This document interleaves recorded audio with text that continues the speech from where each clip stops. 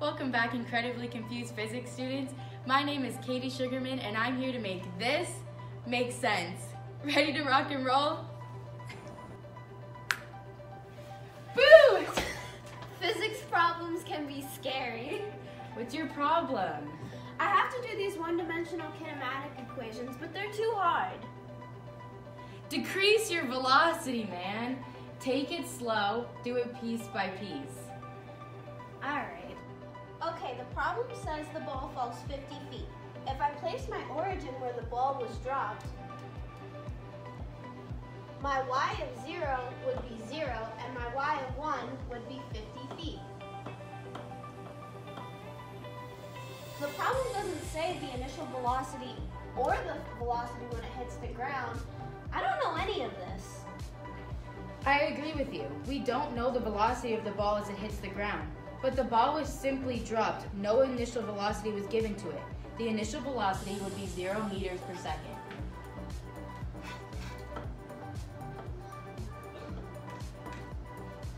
Okay, that makes sense.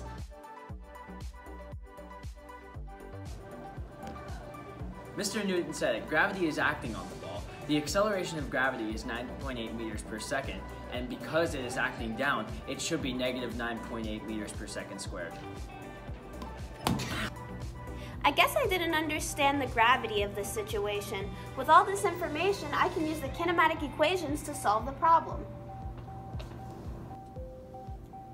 Now I just need to decide which to use. Well, you're looking for time. You can rule out the last one. It doesn't involve time at all. The first one involves time, but I don't know the final velocity, and honestly, I don't want to take the time to find out. I'll use the second one. Final position minus initial position equals velocity times time plus 1/2 acceleration times time squared. That's a mouthful.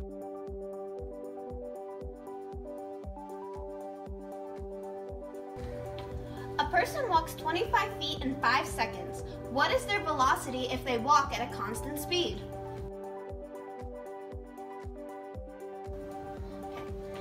Here is the work with the answer. Did you get this? This was the hard stuff. I can't wait for this part of physics to be over.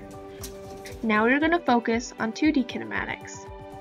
2D kinematics? 1D kinematics was already hard. Instead of just saying velocity, we will use initial velocity in the x direction, v sub 0x, and initial velocity in the y direction, v sub 0y. Let's look at the first vector. Since this vector is horizontal, the v sub 0x would be equal to positive 4 meters per second. Because horizontal vectors can only go left or right, there is no vertical velocity, so v sub 0y would be 0 meters per second. The same reasoning can be used for the next vector.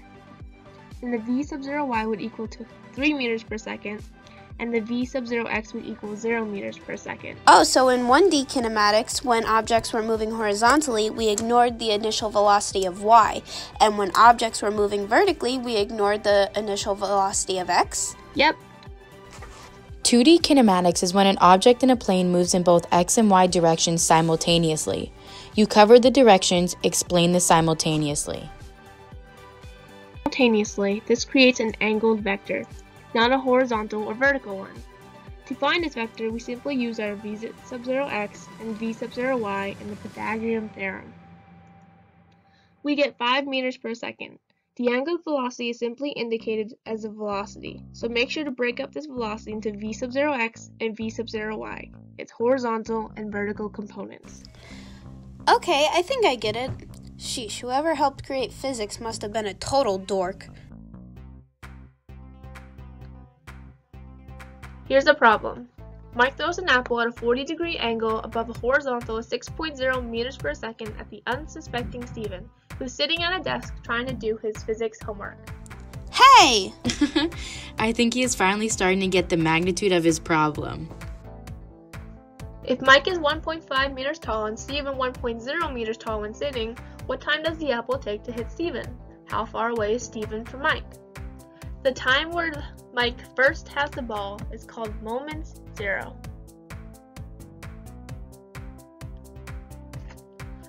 The time where the ball hits Stephen is called moment 1.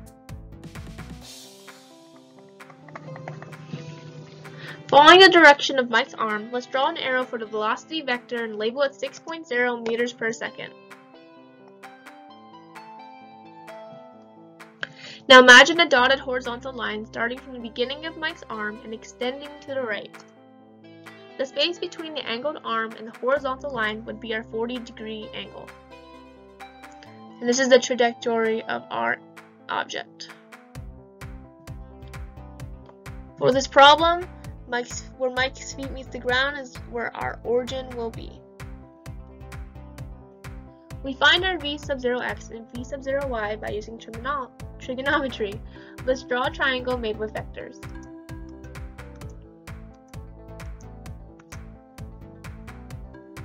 Since our angle is 40 degrees, our velocity 6.0 meters per second, and our v sub 0y represents y, the equation will be sine of 40 equals v sub 0y over 6.0. Using the same reasoning, but taking into consideration that our v sub 0x represents x, the equation will be cosine 40 equals v sub 0x over 6.0. In physics, when you don't get an exact number, try to have a few more digits than the required significant numbers. So since I set my origin at Mike, that would be, his position would be 0 meters. He's 1.5 meters tall. We're trying to find the position that Steven is in, and he is 1.0 meters tall when sitting down. Unless told otherwise, horizontal velocity is always 0, or acceleration is always 0 meters per second squared, and acceleration in the y direction is negative 9.8 meters per second squared. And we are also trying to find the time. Using all the variables that we just went through, we will plug into the kinematics equation. The first one we will use will be the kinematic equation in the x direction. We will end up with two variables, but don't worry, now we're going to use our y variables and see if anything happens. And we find out by using the quadratic formula that t will equal 0.6234. Using this number, we can go back to our original x equation and plug it in to t, and we will get 2.8653. And so, with significant figures, t will equal 0.62 seconds and x of 1 will equal 2.9 meters.